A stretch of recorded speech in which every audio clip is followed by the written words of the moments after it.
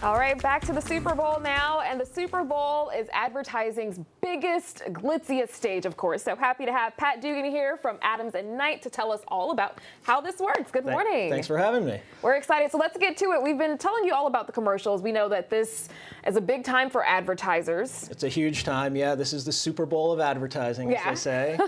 It's, for a reason. There's 100 million people watching. A lot of pressure on the line for advertisers and the people who make the ads.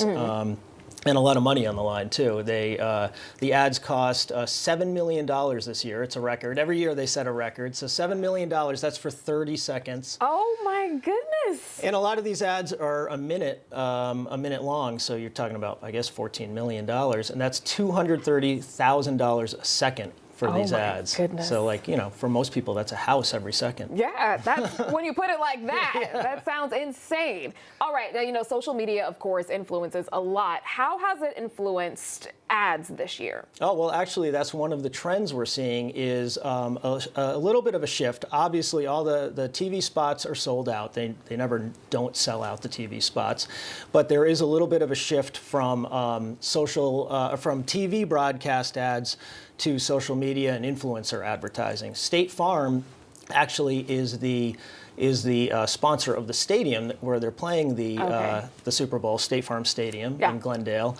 And they don't even have an ad on the broadcast itself. They are putting all their money into working with a TikTok influencer named Kobe Lame, who has millions of followers, and they're putting all their money into doing a collab between him and their spokesperson, Jake from State Farm.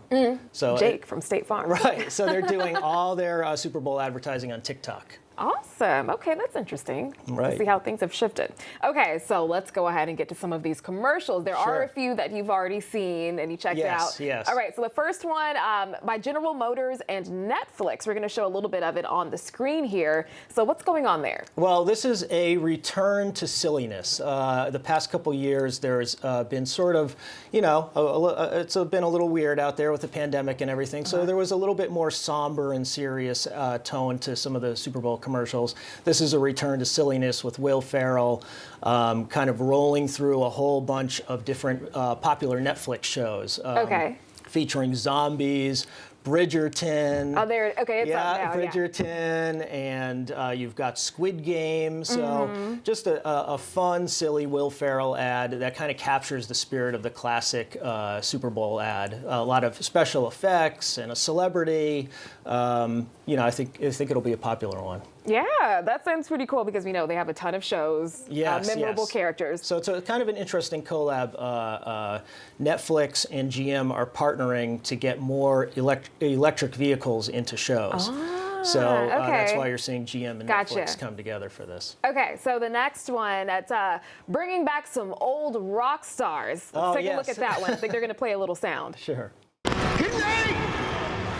Hey, corporate types, will you stop calling each other rock stars? You're a rock star. You are a rock star. Rock stars, please. You know what it takes to be a rock star? I've trashed hotel rooms in 43 countries. I was on the road since I was 16. I've done my share of bad things. Also, your share of bad things. Oh, wow. So that's a great example of another trend. You used to have like one celebrity in a Super Bowl spot. Now you've got multiple celebrities. It's hard to keep up with them. And this is a great example from Workday of featuring, you've got Ozzy Osbourne, Paul Stanley, Joan Jett, Billy Idol, Gary Clark Jr., all these rock stars telling normal people to stop calling themselves rock stars.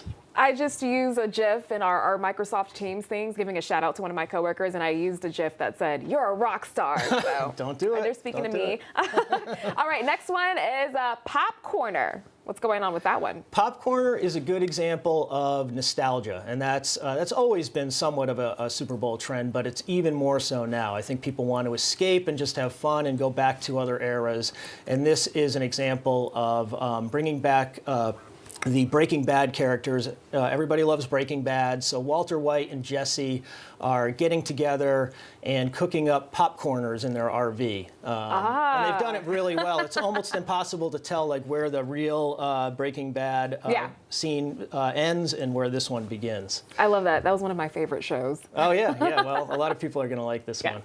All right. Well, thank you so much for joining us. And of course, don't forget you can catch all the action right here on Fox 61 this Super Bowl Sunday.